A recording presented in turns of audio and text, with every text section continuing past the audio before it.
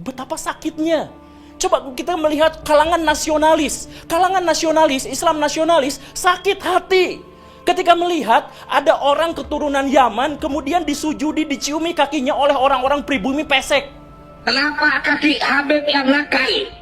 Kenapa kaki Habib yang narkoba, yang maksiat, yang nakal, yang kotor dibandingkan kepala kiai yang pakai sorban masih lebih mulia telapak kaki Habib yang maksiat tersebut? Masih lebih mulia telapak kaki Habib yang maksiat tersebut. Orang kampung waktu kecil itu belajar tentang akidah, belajar tentang sejarah dari ustadz, dari kiai yang sangat mereka cintai. Lalu ada cerita bahwa kiai mereka derajatnya di bawah kaki habaib tukang narkoba. Rasakan bagaimana sakit hatinya mereka ketika mendengarkan narasi yang seperti ini. Orasi guru gembul di markas Ba'awi membuat tumpah air mata umat Islam bangsa pribumi.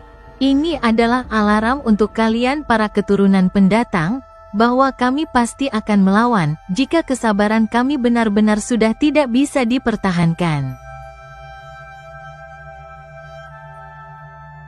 Saya mohon maaf ya, di awal reformasi muncul Pak Habib Rizik dengan FPI-nya.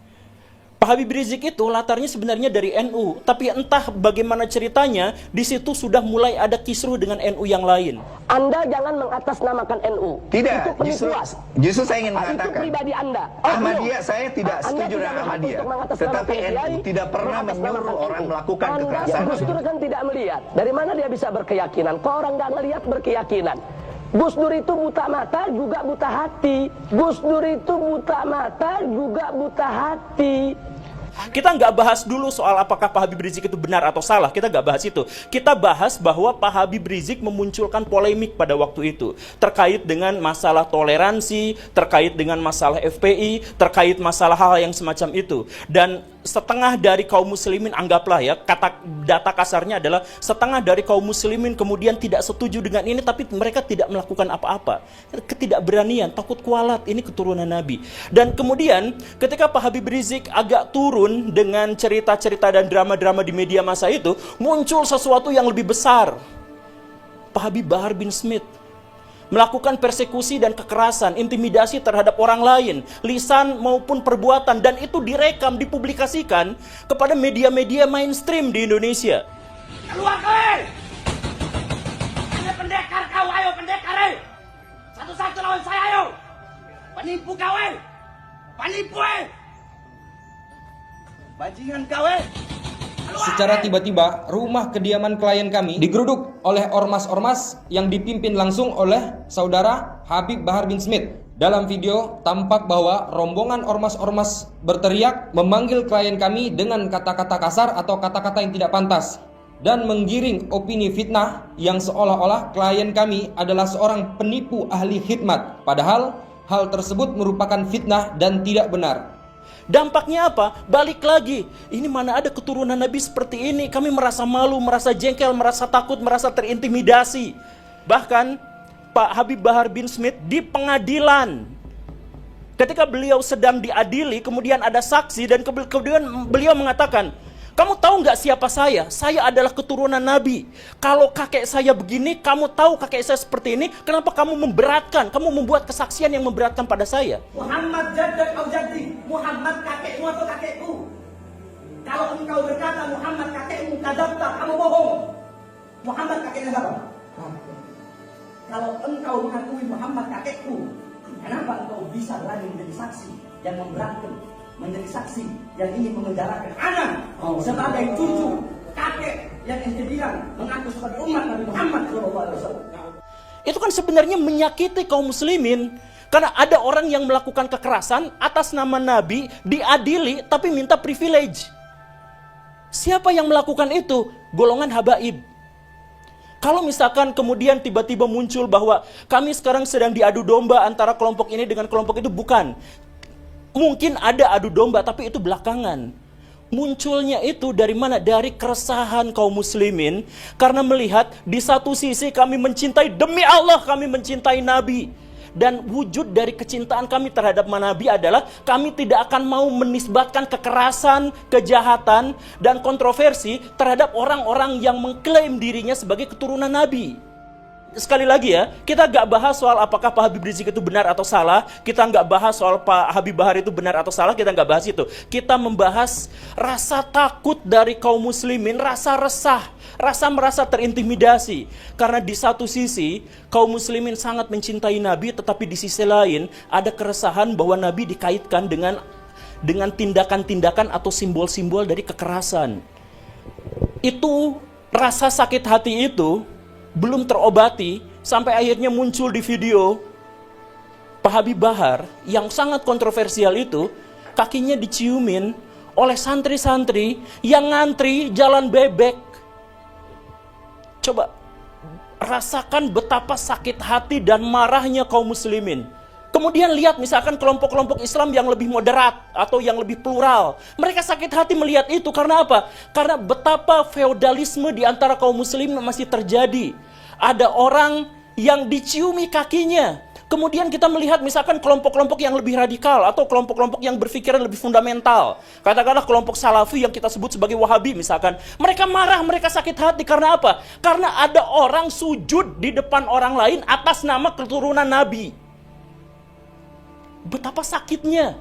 Coba kita melihat kalangan nasionalis, Islam nasionalis sakit hati ketika melihat ada orang keturunan Yaman kemudian disujudi, diciumi kakinya oleh orang-orang pribumi pesek.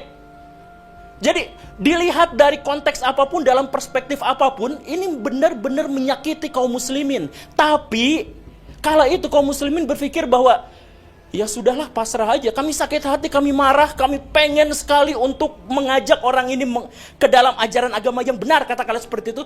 Ya tapi nggak bisa kan, dia Habib, dia kan keturunan Nabi.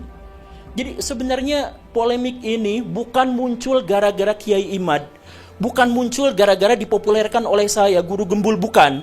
Tapi ini adalah akumulasi dari kekesalan dan kemarahan kaum muslimin terhadap apa yang terjadi yang ditunjukkan oleh beberapa kalangan dari habaib, dari kalangan Ba'alawi. Dan ketika tesis Kiai Imad itu lahir, muncul, akhirnya mengemuka, sentimen-sentimen itu bertebaran di mana-mana. Anti komunis Yaman, imigran Yaman, ayo kita deportasi mereka dan lain sebagainya. Kenapa muncul sentimen-sentimen yang seperti itu? Sentimen itu muncul jelas jauh dari studi akademik, jauh sekali dari nuansa-nuansa atau ekosistem ilmiah, jauh sekali dari situ. Tapi kenapa? Ya karena sebelumnya bukan masalah nasab yang dituliskan oleh Kiai Imaduddin, bukan. Tapi sebelumnya sudah ada bara dalam sekam yang begitu besarnya, yang akhirnya membuat kaum muslimin ketika ada lecutan sedikit, ada pembukaan, mereka katakan apa? Alhamdulillah ketika saya sekarang mengkritik Habib Bahar, saya tidak akan kualat karena dia bukan keturunan Nabi. Jadi sentimen ini muncul bukan gara-gara Kiai Imad. Kiai Imad hanya membuka keran bahwa ketika mengkritik Pak Habib Rizik, ketika kita mengkritik Pak Habib Bahar, itu tidak apa-apa karena tidak ada hubungannya dengan Nabi. Itu saja. Dan lihat apa yang terjadi setelah itu. Yang terjadi, video-video bertebaran, ditambah lagi video-video yang lain. Misalkan, ada Habib yang mengatakan, bangsa ini bisa menjadi bangsa yang kuat, yang teguh, tidak kena bencana dan sebagainya karena mencintai para habaib. Para habaib, kan beliau Habib, Pak Novel Al-Idrus. Sebagaimana bintang-bintang di langit, tanda aman, maka wujudnya anak cucuku adalah tanda keamanan. Maka amannya bumi tergantung amannya habaib seluruh Indonesia. Maka amannya bumi tergantung amannya habaib seluruh Indonesia. Maka tugasmu wahai santri, jaga Habibmu, lindungi Habibmu. Caranya jangan celah, jangan caci, jangan maki, jangan hina, jangan rendahkan. Meskipun wujudnya seperti setan, meskipun wujudnya seperti setan. Kemudian dikatakan, siapa yang berani mengkritik, mengkoreksi Habib, maka dia seperti iblis. Itu pernyataan tekstual, harfiah, literlaksnya seperti itu. Jadi bayangkan, kaum muslimin makin marah dengan adanya video itu. Kenapa marah? Karena mereka mencintai Nabi. Kemarahan itu muncul karena mereka mencintai Nabi, dan di zaman Nabi diketahui secara persis bahwa Nabi tidak pernah anti kritik dan anti koreksi. Ini Nabi. Lalu tiba-tiba muncul orang yang mengklaim sebagai keturunan Nabi, tiba-tiba mengatakan kalau ada orang yang mengkoreksi habaib, maka mereka itu adalah iblis atau serupa dengan iblis. Pak Novel Alaidrus. Umat Islam mulai gaya, mulai mengkoreksi Habibnya, mulai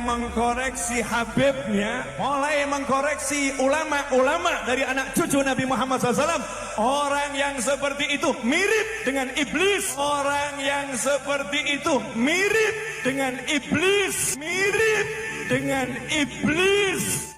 Itu videonya sudah viral. Saya yakin banyak di antara orang-orang di sini juga sudah melihatnya. Nah, kalau misalkan dari Ba'alawi tidak menyaksikan itu, tidak apa-apa. Kalau misalkan di antara Ba'alawi, di antara orang-orang itu lepas tangan dengan itu, ya nggak apa-apa. Tapi pahamilah bahwa kisruh ini, polemik ini bukan dimulai dari adanya gerakan-gerakan intelijen untuk memecah belah kaum muslimin. Makanya kalau misalkan kita ngadain debat publik misalkan yang seperti ini, saya pastikan, saya berani bilang, kalau misalkan kita mengadakan debat publik sampai 100 kali di berbagai universitas terkemuka, polemik ini nggak akan berakhir. Coba langsung rasakan bagaimana sikapnya ketika ada orang yang mengatakan seperti ini. Sorbannya kiai-kiai itu derajatnya ada di bawah kaki dari Habib. Bahkan ketika Habib itu penzina, tukang narkoba, tukang mabok. Kenapa kaki Habib yang nakal? Kenapa kaki Habib yang narkoba, yang maksiat, yang nakal, yang kotor dibandingkan kepala kiai yang pakai sorban masih lebih mulia telapak kaki Habib yang maksiat tersebut? Masih lebih mulia telapak kaki Habib yang maksiat tersebut? Masih lebih mulia telapak kaki Habib yang maksiat tersebut. Orang kampung waktu kecil itu belajar tentang akidah, belajar tentang sejarah dari ustadz, dari kiai yang sangat mereka cintai. Lalu ada cerita bahwa kiai mereka derajatnya di bawah kaki habaib tukang narkoba. Rasakan bagaimana sakit hatinya mereka ketika mendengarkan narasi yang seperti ini.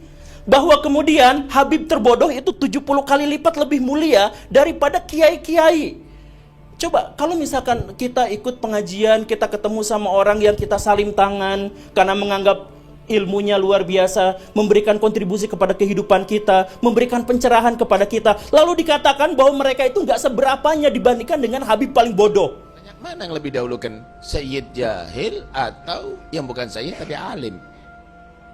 Sayyid Jahil, Sayyid Jahil, Sayyid Jahil. Syarifun wahidun, satu Habib, satu syarif, satu sayyid afdal min sab'ina aliman, lebih utama daripada Belajar sama satu Habib sama ukurannya belajar dengan 70 kiai. Satu Habib, walaupun Habibnya jahlun, maksudnya bodoh kata Iwa, itu ukurannya perbandingannya amat 70 kiai yang alim. Itu ukurannya perbandingannya amat 70 kiai yang alim. Bisa nggak merasakan penderitaan dan sakit hati yang luar biasa dari situ? Dengan sakit hati yang besar itu, maka debat-debat kayak gini anfaedah. Karena apa? Yang dibangun bukan studi akademik, bukan. Tapi sentimen-sentimen sejak awal. Kalangan nasionalis sakit hati, kalangan tradisional sakit hati, kalangan fundamentalis sakit hati, mau yang liberal sakit hati, yang radikal juga sakit hati melihat fenomena semacam ini.